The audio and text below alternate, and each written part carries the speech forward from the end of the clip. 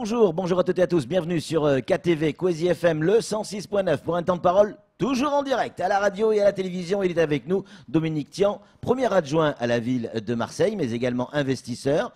Dominique Tian, bonjour. Bonjour, merci de votre invitation. Merci de l'avoir accepté en tout cas, Dominique Tian. Alors c'est la une de France Mayotte matin aujourd'hui. On découvre qu'il pourrait y avoir une clinique privée à Mayotte. La première, info ou intox? Non, non, tout à fait vrai, c'est même officiel puisque l'Agence régionale de santé a lancé un concours.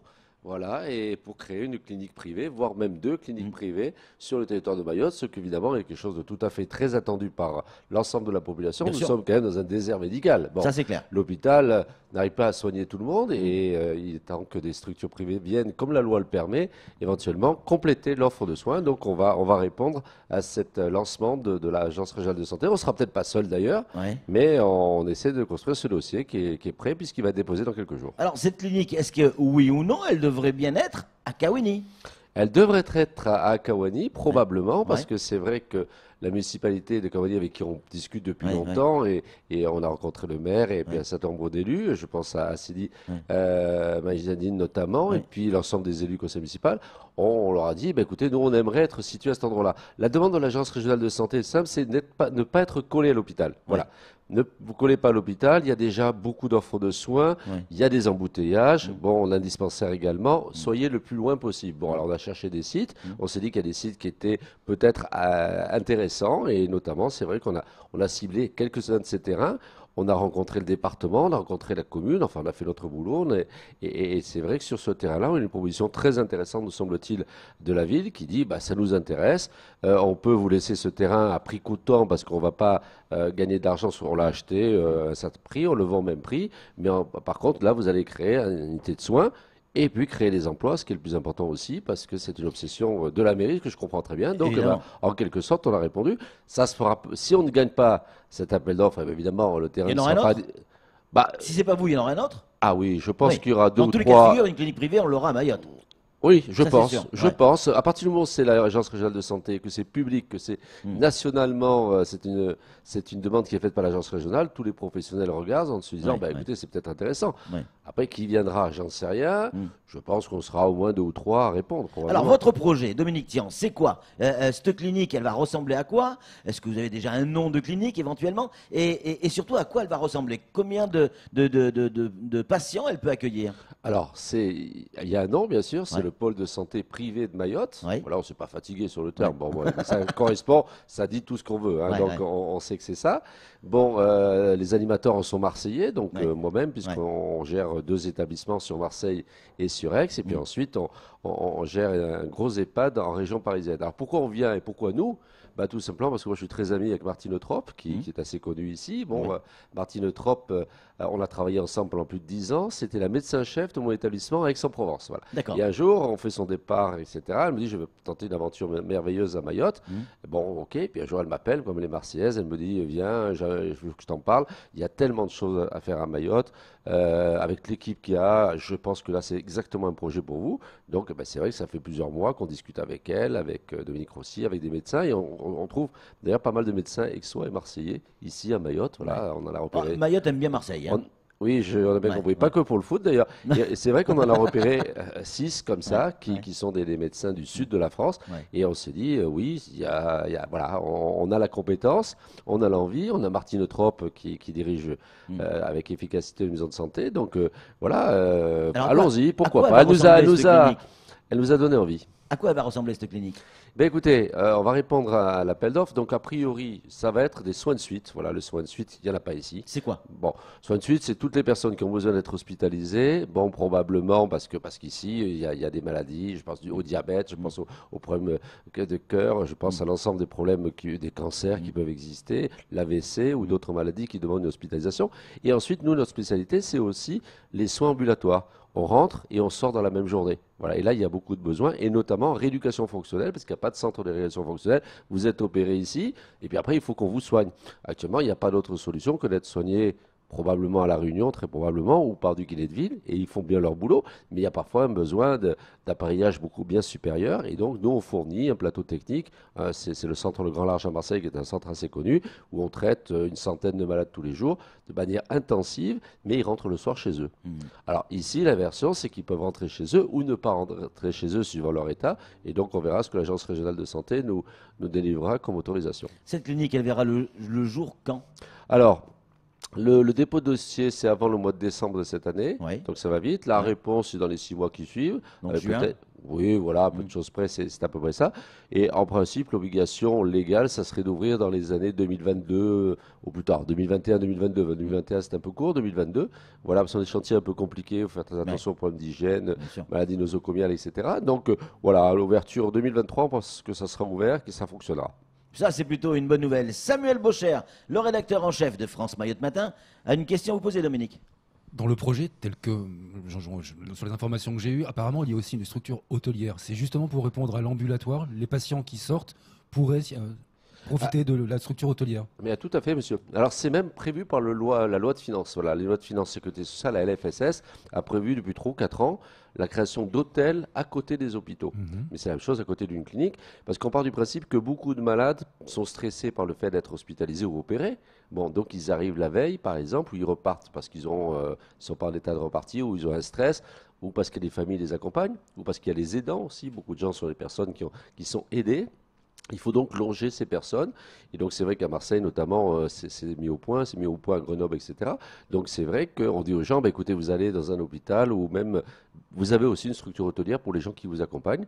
Bon, la Sécu nous accorde un prix qui est un prix un peu faible. Bon, ça, c'est normal parce qu'il y a une vocation sociale et c'est lié à l'activité de l'hôtel, à l'activité de la clinique. Mais cet hôtel, c'est quand même moderne. Voilà, c'est moins cher que d'être hospitalisé dans un hôpital.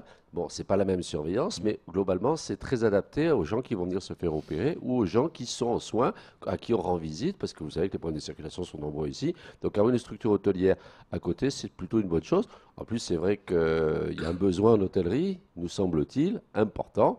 Et donc, pourquoi ne pas le faire, puisque la surface du terrain, c'est 6500 mètres carrés. Donc, ça nous permet de développer au moins cette structure. Voilà.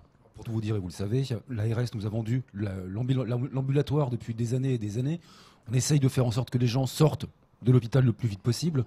Et aujourd'hui, apparemment, l'ARS change son fusil d'épaule. Et sur les projets, dans son appel d'offres, elle serait plutôt sur de l'hébergement. Oui, alors on a demandé justement à l'Agence régionale de santé de préciser les choses. Nous, on va répondre aussi parce que l'ambulatoire, c'est vraiment la priorité nationale, partout. Bon, et cette priorité nationale, on peut la concevoir sans hébergement. Alors, on va répondre aussi sans hébergement, on va voir ce que ça donne. C'est vrai que nous, par exemple, en rééducation, on fait sans hébergement s'il le faut, mais il y a aussi un besoin incontestable sur le territoire de petites chirurgies. Voilà, qui va désengorger l'hôpital. Bon, de bobologie un peu technique, où là, on pense que l'ARS va nous demander, enfin, on va répondre, et puis on verra si c'est dans les intentions ou pas, mais incontestablement, il y a une forte demande de la population qui dit, je ne vais pas aller à la Réunion pour me faire opérer sur quelque chose qui n'est pas important. Et souvent, alors la grosse médecine, la chirurgie cardiaque, tout ce qui est très lourd, l'orthopédie, évidemment, c'est à l'hôpital de le faire. Il a la compétence et les personnels qui font. Il se fait l'urgence parfaitement. Donc ça, c'est pas un domaine où on va aller. Le collectif des citoyens mahorais d'y entendre parler, qui se mobilise énormément sur Mayotte, vient de réagir et nous envoyer à l'instant un SMS. Merci à ce monsieur et bravo, on soutient. C'est important d'avoir le soutien de la population.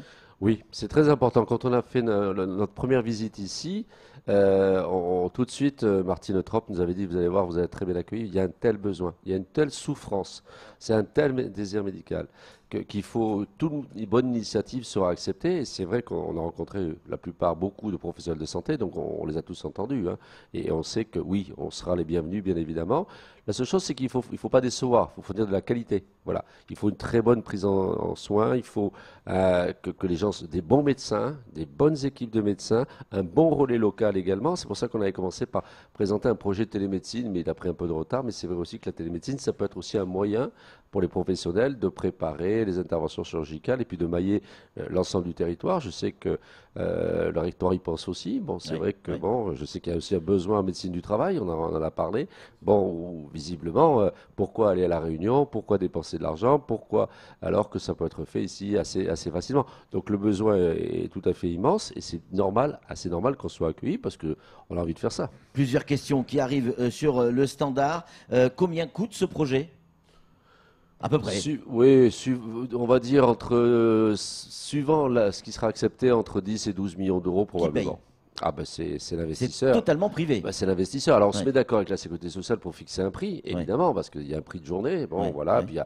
bon, et à ce moment-là, on dit ben, est-ce que c'est viable ou c'est pas viable? Là, avec mon associé Simon-Paul Dominati, on fait le tour des banques. On dit bon, alors si on fait, est-ce que d'abord vous prêtez? Ouais. Bon, à quel taux? Ouais. Quelle garantie? Comment ça se passe? Globalement, l'accueil est très bon parce que Ouais. tout le monde sent qu'il y a le marché. Voilà. C'est S'il n'y clair. avait pas le marché, on dirait écoutez, cher Évidemment. monsieur, désolé. Là, tout le monde sait qu'il y a une vraie population qui a envie de se faire soigner.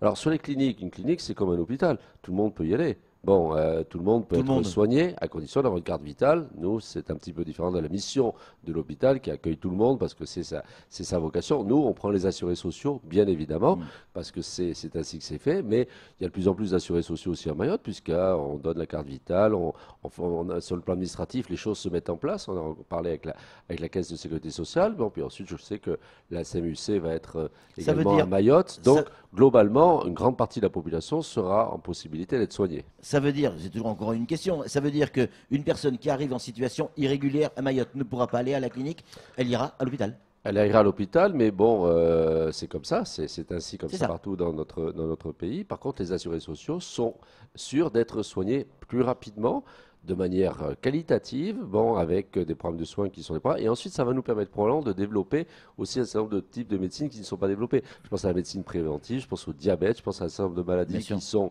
en expansion, enfin qui sont très fortes à Mayotte, avec des spécificités qui sont reconnues. Donc là, bah oui, on va faire du dépistage, on va faire tout ce qui est intéressant et tout ce qui intéresse la population d'ici, bien sûr, de Mayotte. Samuel, Vous faites rêver beaucoup de monde, monsieur. Tiens, en attendant, le CHM rencontre d'énormes problèmes d'attractivité des praticiens, des médecins, des spécialistes et ainsi de suite. Vous, apparemment, comment vous voyez la solution pour résoudre ce problème d'attractivité? Alors, on en avait parlé avec le préfet, il nous a dit, moi ce qui m'intéresse, c'est que vous fassiez venir de nouveaux médecins. Voilà, et il a raison, et l'hôpital a le même souci. C'est vrai qu'il faut faire venir des praticiens, de métropole probablement, mais aussi peut-être, enfin, de métropole probablement dans un premier temps. Ensuite, on essaiera de trouver des vocations sur le terrain, mais c'est vrai qu'il y a des médecins qui ont envie de venir. Bon, qui veulent exercer dans de bonnes conditions, qui veulent aussi avoir les rémunérations qui vont avec, mais ça c'est normal. Mais vous savez, ce point d'attractivité, il n'est pas qu'à Mayotte, il est partout en France. Voilà, on a un vrai souci d'attractivité parce qu'il y a de moins en moins de médecins qui veulent s'inscrire à titre libéral, bon, on peut comprendre aussi pour un tas de raisons, mais qui cherchent des structures pour s'héberger. Alors ceux qui pourraient s'étonner, par exemple, en disant, mais oui, mais vous voyez, la mairie met en quelque sorte à disposition un terrain. Non, ils nous le vendent et c'est 1,5 million. Ouais. Bon, mais pourquoi ils font ça aussi? Ils savent très bien aussi que l'offre de soins est telle, et en termes d'emploi, ça veut dire aussi qu'il y a des emplois qui vont être créés, beaucoup d'emplois. Donc notre idée, c'est de faire venir des médecins, des praticiens, dans un premier temps de métropole, qui viendront dans un cadre très professionnel, exercer. Et ça, c'est quand même attractif aussi de savoir que on va travailler dans des conditions qui sont parfaites. Donc on n'est pas en concurrence avec l'hôpital. Bon, on a simplement des praticiens peut-être un peu plus spécialisés qui auront envie de venir tenter des opérations à Mayotte en complément de ce que fait l'hôpital. Donc voilà, il y a le désert médical, c'est la France qui devient C'est désert clair, médical. c'est clair. On cherche des médecins partout, y compris à Marseille ou à Aix. Voilà, à Aix, on est à la limite du désert médical. Et on dit, mais qu'est-ce que vous allez faire pour trouver des médecins? Il faut leur offrir des conditions de travail acceptables, voire même de très bonne qualité, un entourage, un professionnalisme, et à ce moment-là, ils acceptent l'aventure. vous le savez, à Mayotte, quand cette clinique verra le jour, ça sera la première. À Mayotte, on n'a que le CHM, l'hôpital, C'est vrai. le public.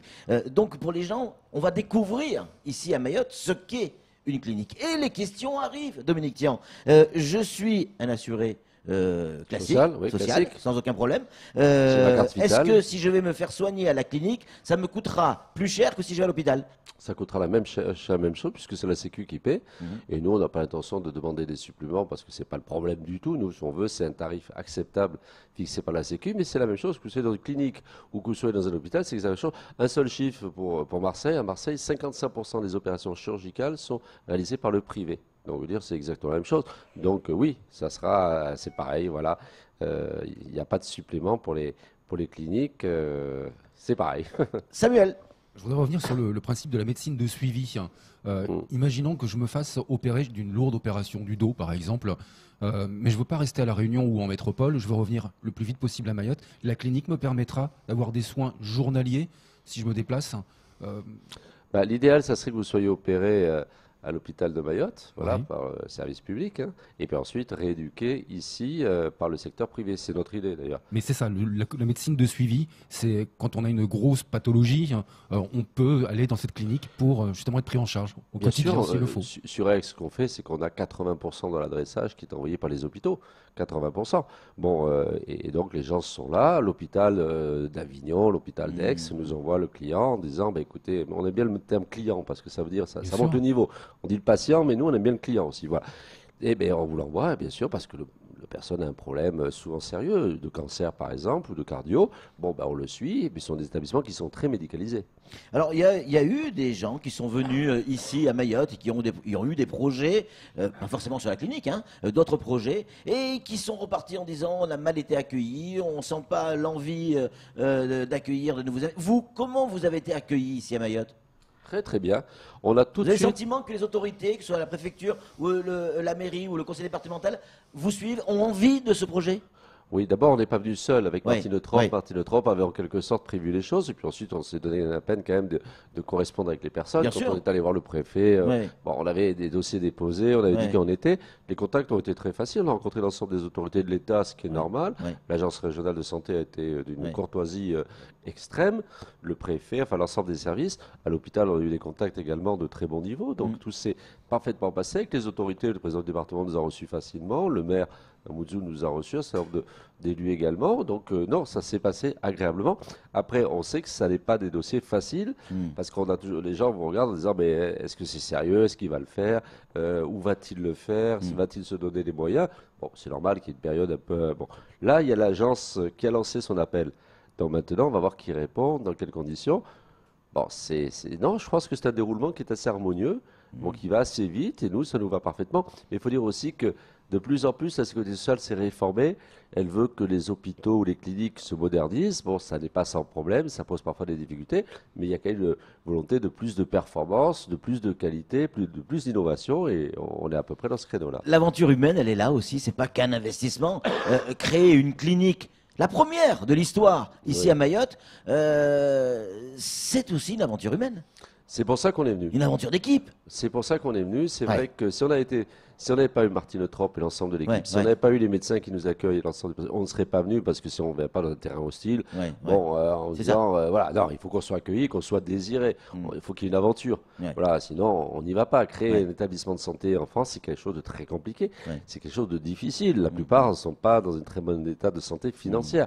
Bon, après, il faut avoir aussi une aventure, une histoire à raconter aux médecins qu'on va faire venir ou aux infirmières, en leur disant, bah, écoutez les gars, voilà, on a besoin de vous pour nous appuyer dans cette opération. Il y a des compétences sur le territoire, il y a aussi des compétences qu'on peut amener.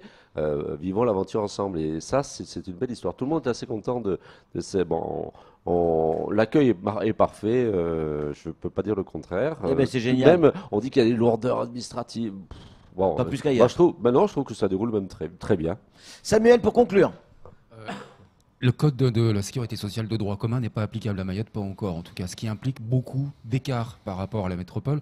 Par exemple, les mutuelles obligatoires pour les salariés, la CMUC qui n'existe pas. Ça vous inquiète pas en tant qu'investisseur? Non, parce que ça va se mettre en place très rapidement. Enfin, vous savez, ce qu'on appelle le droit opposable, que vous soyez en Lozère, en Corrèze ou à Marseille, ou que vous soyez à Mayotte, théoriquement, vous avez les mêmes droits. Donc, il va y avoir une séance de rattrapage qui va être une séance de rattrapage qu'il faut conduire. Bon, je veux dire, à Mayotte, on est quand même très en retard sur l'ensemble de la métropole. Bon, et il y a une attente de la population, on l'a bien vu. Donc voilà, les mêmes droits, on est citoyens français, on a les mêmes droits que partout en France. Donc c'est un droit opposable, c'est un département. Donc on sait que le rattrapage va être très rapide. Et quand l'ouverture de la clinique se fera, on aura avec nous des gens qui viendront se soigner, qui auront les mêmes droits que les citoyens français. Donc ça, il faut reconnaître à la République française la volonté d'aller dans ce sens. Et je crois que c'est quelque chose de juste et de normal. Donc on va arriver juste au bon moment où les choses vont se mettre en place. Un hasard.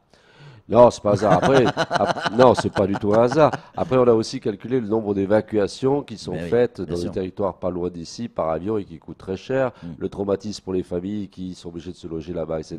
Quand c'est des enfants, c'est encore plus dramatique. On sent quand même que le plus intelligent, c'est quand même que les gens soient soignés sur place et que c'est moins coûteux aussi pour la sécurité sociale. Donc, on a un peu réfléchi à notre projet. C'est pour ça qu'on pense qu'il est viable. Dominique Tian, merci beaucoup d'être venu et d'avoir répondu à nos questions. On vous souhaite plein de courage et plein de bonnes choses pour ce projet. En tout cas, que ce projet voit le jour. Merci beaucoup. Allez, c'est tout pour ce temps de parole. Tout de suite, la suite de nos programmes.